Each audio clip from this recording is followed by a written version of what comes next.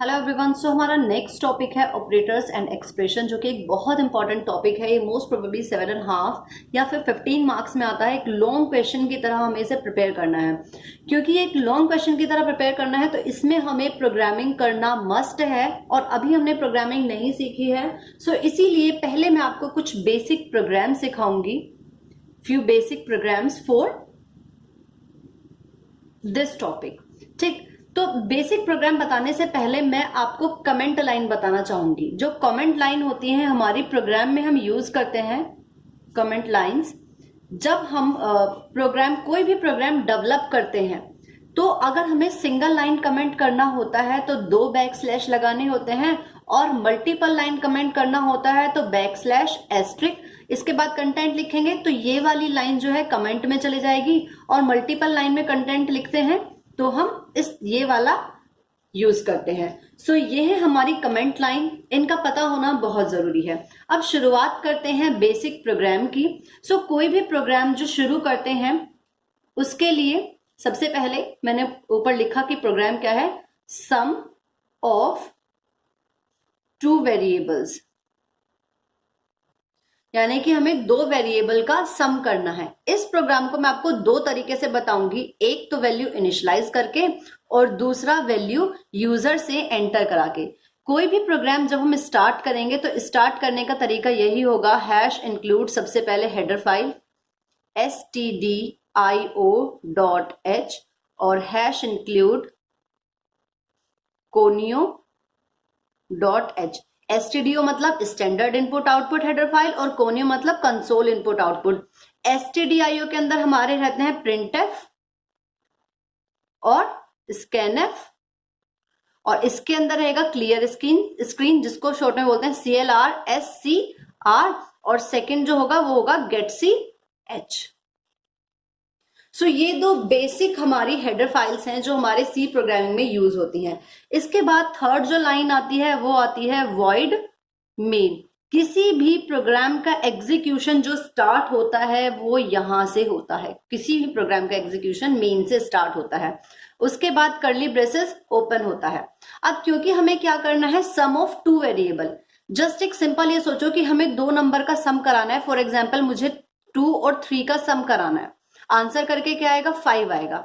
तो इस तरह से देखेंगे हमें टोटल कितने वेरिएबल चाहिए, 1, 2 और 3 वेरिएबल हमें चाहिए। यानी कि इंटीजर में हमने क्या लिया, x इज इक्वल्स टू लिया 2, okay, y is equals to लिया 3, और एक वेरिएबल लिया z, जहां पर हम इसकी वैल्यू को स्टोर कराएंगे। 3 वेरिएबल हो गए। वेरिएबल लेना किस तरह से लेना है, सबसे पहले ये देखो कि हमें काम क्या करना है, उसमें कितनी डिजिट्स यूज हो रही हैं, तो उतने ही नंबर ऑफ वेरिएबल हम लेंगे। ओके, सो इंटीजर में हमने 3 वेरिएबल लिए, जिनमें से 2 की वैल्यू इनिशियलाइज कराई क्योंकि मुझे 2 और 3 का सम चाहिए, और z में उसको हम स्टोर कराएंगे। हमेशा वेरिएबल डिक्लेरेशन के बाद CLR SCR यूज करेंगे, जिससे कि अगर हमारी आउटपुट स्क्रीन पर पहले से कुछ लिखा हो तो वो क्लियर हो जाए।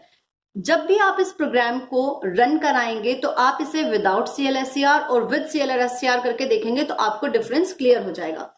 अब क्योंकि मैं यहां पर वैल्यू ऑलरेडी एंटर करा चुकी हूं तो मुझे printf और scanf की जरूरत नहीं है। डायरेक्टली हम क्या कर देंगे, z is equals to x plus Y, यानी कि मुझे यूजर से तो कराना ही नहीं है ना भाई, मुझे उसको स्टोर करना है क्योंकि ऑलरेडी मैं 2 वैल्यू को इनिशियलाइज करा चुकी हूं। अब सिर्फ हमें क्या करना है, इसे हम प्रिंट करा देंगे, print f sum is equals to, क्योंकि सम करा है, कैसा है, इंटीजर टाइप है, परसेंटाइल d, और किस में स्टोर है, ये z में स्टोर है। ये लाइन आपको समझ में आई, sum is equals to percentile d, यानी कि हमने z को, z में जो वैल्यू है उसे यहां प्रिंट कराना है। जितना डबल कोट्स के अंदर होता है वही सिर्फ हमें आउटपुट स्क्रीन पर दिखता है, उसके अलावा हमें कुछ आउटपुट स्क्रीन पर नहीं दिखता। और परसेंटाइल d क्या करेगा, इसके अंदर जो भी वैल्यू है उसे स्टोर कर लेगा, गेट ch, और ये प्रोग्राम क्लोज।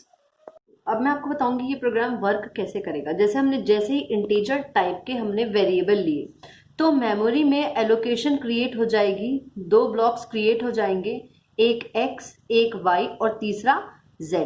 क्योंकि यहाँ x और y की वैल्यू है तो x के अंदर 2 आ जाएगा और y के अंदर क्या आ जाएगा 3। नेक्स्ट लाइन पे जाएगा वो है क्लियर स्क्रीन। क्लियर स्क्रीन में जाके क्या करेगा कि फॉर एग्जांपल ये आउटपुट स्क्रीन है, आउटपुट स्क्रीन पर लिखा रहता है तो वो सब क्लियर हो जाएगा, आपको एकदम ब्लैंक स्क्रीन मिलेगी। Next z is equals to x plus Y, वो x प्लस वाई का सम करा के यानी कि 2 और 3 को प्लस करा के कहाँ स्टोर कर देगा z में 5। ये काम अपने आप हो जाएगा, आपको इसमें कुछ करने की जरूरत नहीं है। फिर क्या हो जाएगा, print F sum is equals to this. जैसे ही आप इस प्रोग्राम को रन करेंगे तो आपको आउटपुट जो मिलेगा वो किस तरह मिलेगा, सम इज इक्वल्स टू 5, ये आपको आउटपुट मिल जाएगा। और अगर आपको आउटपुट कुछ इस तरह से चाहिए कि sum of 2 and 3 is equals to 5, तो उसके लिए हमें जो प्रिंट एफ में लाइन लिखनी पड़ेगी, प्रिंट एफ यानी कि sum of percentile d and percentile d is equals to percentile d, double quotes के अंदर इसको क्लोज करेंगे, देन कोमा। कैसे चाहिए हमें, अगर चाहिए sum of 2 and 3 is equals to 5, तो सबसे पहले परसेंटाइल डी किसके लिए आया 2, 2 कहां पर है x में, फिर किसके लिए आया 3 कहां है y में, फिर किसके लिए आया 5, वो कहां है z में। इस तरह से लिख करके इसको क्लोज कर देंगे। तो अगर ये वाली लाइन रिप्लेस हो जाए इस लाइन से तो आउटपुट कुछ इस तरह से आएगा, sum of 2 and 3 is equals to 5। तो ये है डिफरेंस कि आप प्रिंट एफ को किस किस तरह से लिख सकते हैं। अगर आपको नॉर्मली लिखना है sum is equals to this तो आप इस तरह से लिख दें, और अगर आपको पूरा सेंटेंस लिखना है कि भाई इसका और इसका सम ये है तो आप इस तरह से प्रिंट एफ लिखें। तो इस तरह से हम अपने प्रोग्राम को लिख सकते हैं, कर सकते हैं। ये तो बात हुई तब जब हम वेरिएबल को इनिशियलाइज कराएं। अब मैं आपको बताऊंगी कि अगर हम वेरिएबल को यूजर से एंटर कराएं, क्योंकि इस प्रोग्राम में आप जितनी भी बार रन करेंगे हमेशा रिजल्ट क्या आएगा 5 ही आएगा। और हमें अगर वेरिएबल चेंज करने हैं तो वेरिएबल की वैल्यू हमें यूजर से एंटर करानी है। उसके लिए अब हम प्रोग्राम देखते हैं। तो ये है प्रोग्राम, जब हम यूजर से वैल्यू एंटर कराएंगे उसके लिए 2 प्रीडिफाइंड हमें डायरेक्टरी यूज करनी है, उसके बाद नेम। अब हमें क्योंकि 2 नंबर का सम करा के उसको तीसरे नंबर में स्टोर करना है तो हमने 2 वेरिएबल नंबर के ले लिया और तीसरा वेरिएबल उसके सम के ले लिया। वेरिएबल आप कुछ भी ले सकते हैं, for example A B C भी ले सकते हैं, या जहां आपको सम कराना हुआ ADD भी ले सकते हैं, कुछ भी ले सकते हैं जो आपकी मर्जी हो। क्लियर स्क्रीन का काम वही स्क्रीन को क्लियर करना। सो जब हमें यूजर से एंटर कराना है तो प्रिंट एफ में स्टेटमेंट देंगे enter the value of X and Y. Backslash n का मतलब क्या है कि नेक्स्ट लाइन में चला जाएगा। तो यूजर जो है वो वैल्यू एंटर करेगा, फॉर एग्जांपल x में उसने एंटर की 10 और y में उसने एंटर की 20।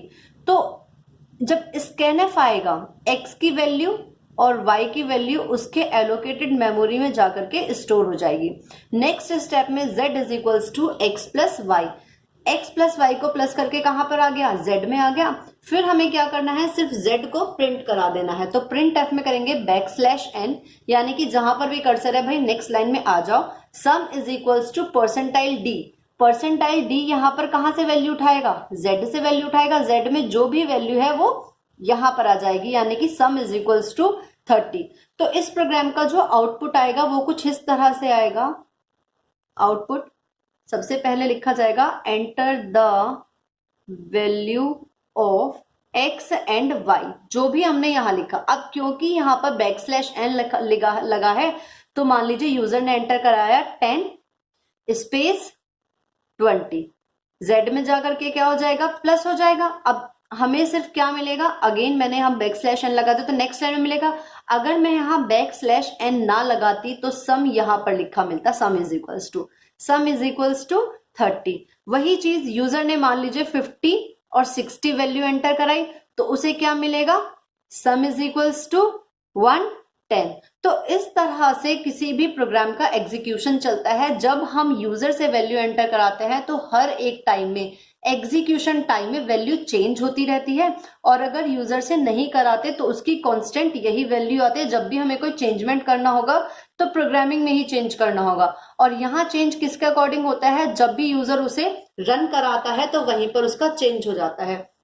तो जिस तरह से मैंने आपको सम का कराया, सेम वैसे ही आप सब्ट्रैक्शन का कर सकते हैं, मल्टीप्लिकेशन का कर सकते हैं और डिवीजन का कर सकते हैं। सब्ट्रैक्शन के लिए जहां मैंने प्लस यूज किया है वहां पर आप माइनस यूज कीजिए, जहां मैंने प्लस यूज किया है मल्टीप्लिकेशन में वहां पर ये एस्ट्रिक का साइन मल्टीप्लाई के होता है, और डिवाइड के लिए ये स्लैश का साइन यूज कीजिए। तो आपके 4 प्रोग्राम रेडी हो जाएंगे दोनों तरह से, प्लस, माइनस, मल्टीप्लाई और डिवाइड। सो ये एक बहुत बेसिक प्रोग्राम है। आई होप आप लोगों को क्लियर होगा, और जैसे जैसे प्रोग्रामिंग करेंगे और ज्यादा क्लियर होता चला जाएगा। सो इस तरह की वीडियो के लिए प्लीज मेरा चैनल सब्सक्राइब करें और मेरे साथ बने रहें। Thank you so much.